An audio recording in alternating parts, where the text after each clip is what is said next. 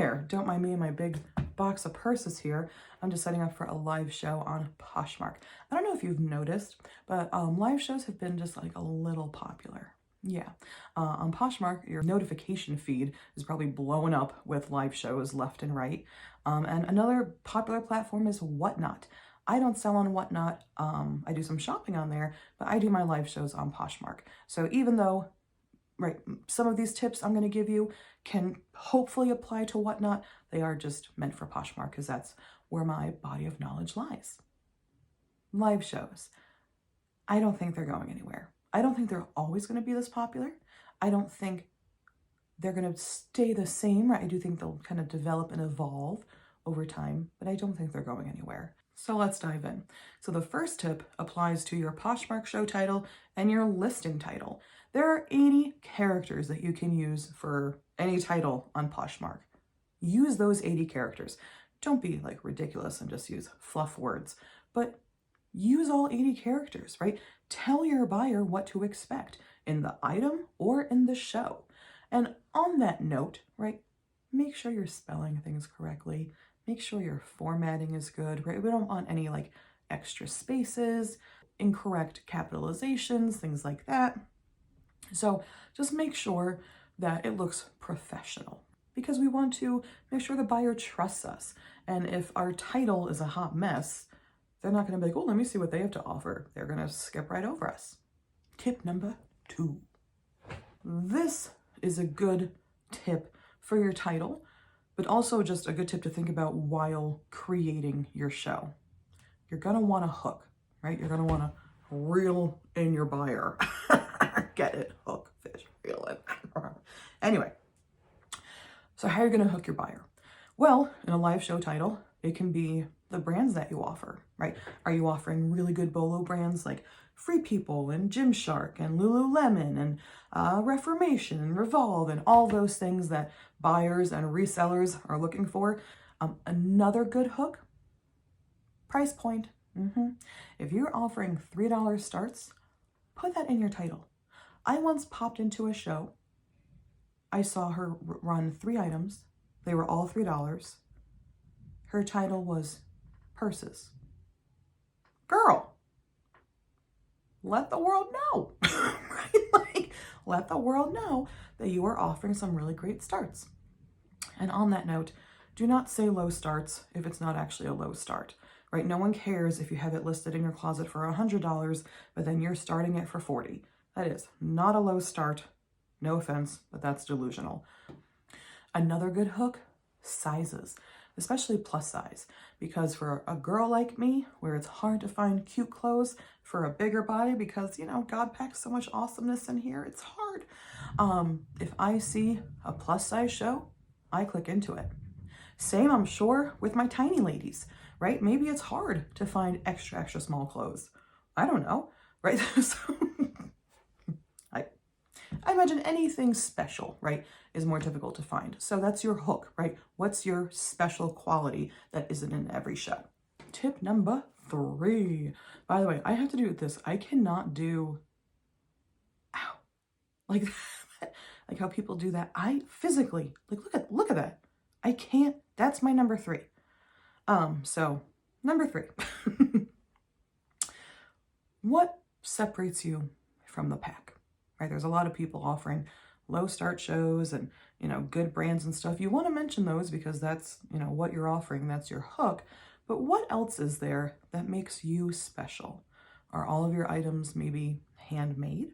That would be awesome, right? If you say handmade shipping from Texas, right? That just, even though like I don't really have a connection to Texas, that makes me go, oh, that's cool, right? Maybe there's like some Western kind of pieces that she made. Let me check it out. Or even, right, I'm in Denver. If I say shipping from Denver, it just sounds cool. People have, you know, connections to places. I might get someone, you know, in my show who says, oh, I was in Denver in 1997 and had the best time of my life. And I'm like, that's fantastic. Would you like a purse? So just something special about you. Maybe you're a mom of twins, right? You say mom of twins running a plus size show. You know how many moms you're going to get?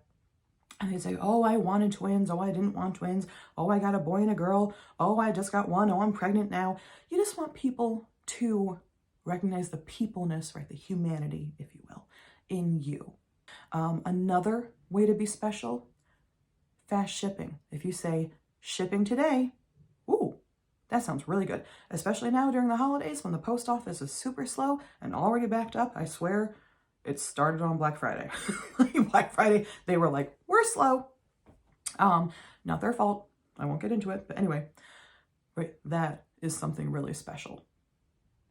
Another way to be special, are you offering a gift, a giveaway, gift with purchase, something to make them go, oh, that's cute, that's fun. There's a little mystery there. What's the gift? Right, again, it just makes you special and makes them click into your show. Psst, real quick, shh. I need you to like this video and then subscribe to my channel. If you've already subscribed, I need you to get a friend to subscribe and watch this video and just tell everyone how awesome I am, okay? Thank you. So, okay. All right, tip number 4. Ooh. It relates back to number 1, right? Using up the characters. And you're going to do that by being descriptive. So that's tip number 4. You're going to want to be descriptive. Just like in your regular listing title, right? You're going to say what style the item is, what category, the color, the different features. Very similar to your live show. Let's say you're offering women's plus size dresses, size XL through 3X, and you're shipping today from Denver. That's awesome. We can make that title just a little bit better. What type of dresses? Are they casual? Are they work to weekend? Are they business? Are they summer dresses? Like what type of, are they all types of dresses? Seasonless, summer, long sleeve, short sleeve, maxi, mini, right? Like mention what type of dresses you have. If you're doing jewelry, I see this a lot with jewelry. They're like handmade jewelry. Yes. And right, the handmade jewelry, what's the aesthetic, right? Is it boho? Is it grunge? Is it metal? Is it beaded? Is it pearly and feminine? Right, like what type of jewelry? What type of items are you selling? Now, I do also want to say this. I'm not a big fan of the titles that are like a little bit of everything.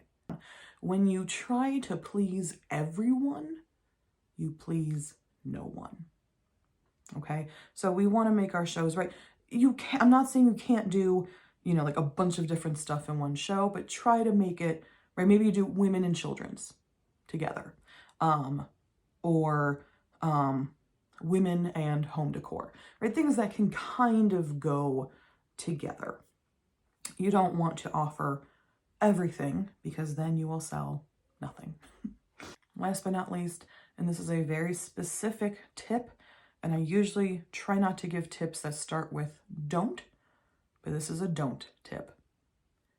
Don't be negative in your title.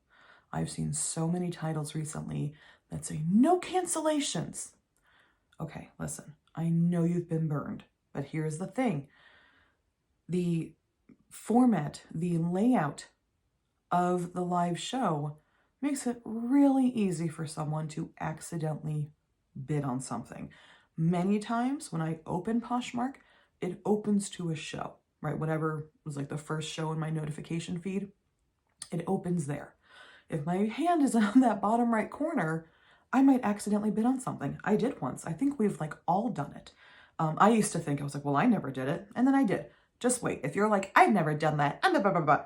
Girl, just wait. Like, So even if that's your policy, no cancellations, don't say that in the title. That just tells me that you're cranky, that if I make a mistake, you're not going to forgive me.